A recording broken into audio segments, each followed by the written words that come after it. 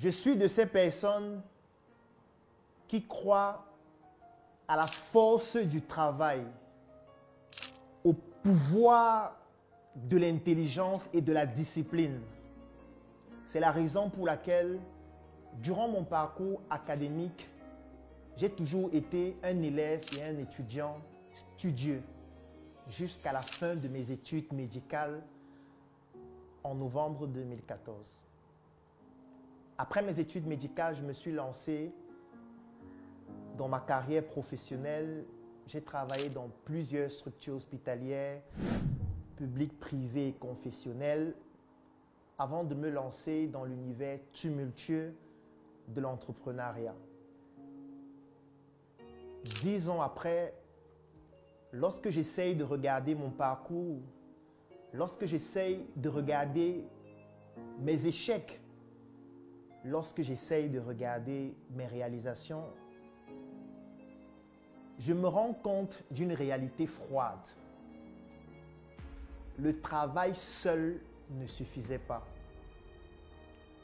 La discipline seule ne suffisait pas. L'intelligence seule ne suffisait pas. Je vais même aller plus loin. Le travail combiné à la discipline, combiné à l'intelligence, n'ont pas suffi à réaliser ce que j'ai réalisé en 10 ans. J'ai donc très vite compris qu'en réalité, il y avait beaucoup d'autres paramètres, beaucoup d'autres facteurs, endogènes comme exogènes, qui intervenaient dans ce que je faisais au quotidien, qui ne relevaient pas seulement de mon mérite. Ce serait malhonnête de dire aujourd'hui que ce que j'ai réalisé, c'est parce que je le méritais. C'est parce que je travaillais plus que les autres. C'est parce que j'étais le plus intelligent. C'est parce que j'étais le plus futé. Non. Il y a des personnes qui travaillaient plus que moi qui n'ont pas réalisé ce que j'ai réalisé. Il y a des personnes qui travaillaient moins que moi qui ont réalisé 10 fois plus. Il y a des personnes qui étaient moins intelligentes qui ont réalisé plus. Il y a des personnes qui étaient plus intelligentes qui n'ont même pas pu tenir pendant 1 an. Lorsque j'ai décidé d'effectuer une rétrospective de mon parcours professionnel et entrepreneurial, j'ai compris qu'il y a beaucoup de dimensions qui interviennent dans le parcours d'un entrepreneur et même d'un être humain. Et l'une de ces dimensions fondamentales, c'est la dimension spirituelle.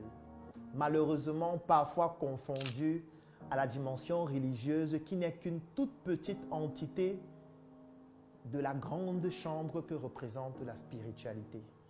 Si la spiritualité était une villa, la religion serait la piscine, c'est-à-dire juste une partie de cette spiritualité-là. Là, je parle en tant qu'un ancien servant de messe, un ancien lecteur et un ancien pensionnaire du petit séminaire.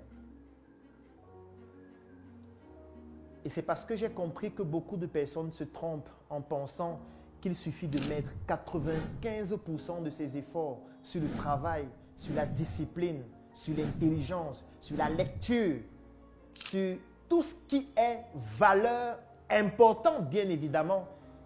Mais lorsque ces personnes n'obtiennent pas de résultats, elles se disent qu'elles sont malchanceuses, que peut-être elles ne travaillent pas assez, que peut-être il faudrait qu'elles puissent dormir moins, ou alors peut-être qu'elles n'ont pas de relation. Alors que parfois, votre plus gros problème, c'est le fait que vous avez négligé la dimension la plus importante, la dimension qui vient avant les autres, la dimension qui contrôle nos actions, qui contrôle nos pensées, qui contrôle nos émotions, qui a une influence importante sur nos réalisations. Et cette dimension, c'est la dimension spirituelle.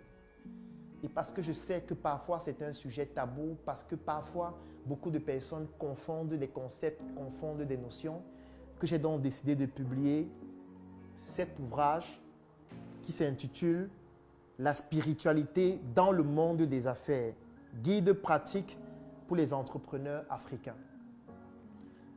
C'est un petit guide qui fait un peu plus de 100 pages et qui est accompagné de plusieurs vidéos support ainsi que d'un accompagnement personnalisé qui vous permet de plonger en immersion dans ce que c'est que la spiritualité et surtout son application dans le monde des affaires, surtout si vous êtes un entrepreneur africain. Si vous souhaitez en savoir plus concernant cet ouvrage, si vous souhaitez maîtriser comment intégrer la spiritualité dans vos affaires, je vais laisser un lien dans la description de cette vidéo et en commentaire ainsi qu'un numéro de téléphone. Vous allez remplir le formulaire ou contacter directement sur WhatsApp et demander que vous souhaitez bénéficier de ce guide pratique ou alors de toutes les offres qui s'accompagnent de ce guide afin que je puisse vous partager mon expérience et vous permettre de vivre votre propre expérience. Parce qu'en spiritualité, il n'existe pas de guide, il n'existe pas de prêtre, il n'existe pas de pasteur, d'imam.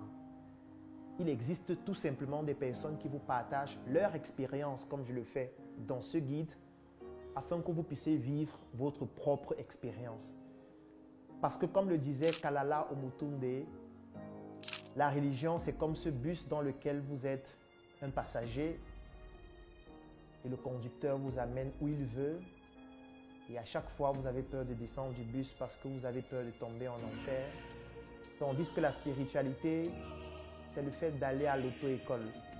Vous allez avoir un moniteur comme ce guide qui vous permet de conduire votre véhicule. Et lorsque vous allez terminer l'auto-école, vous pourriez le balancer et conduire votre véhicule vous-même, c'est-à-dire mener vos propres expériences. Je vous souhaite d'être des entrepreneurs spirituels.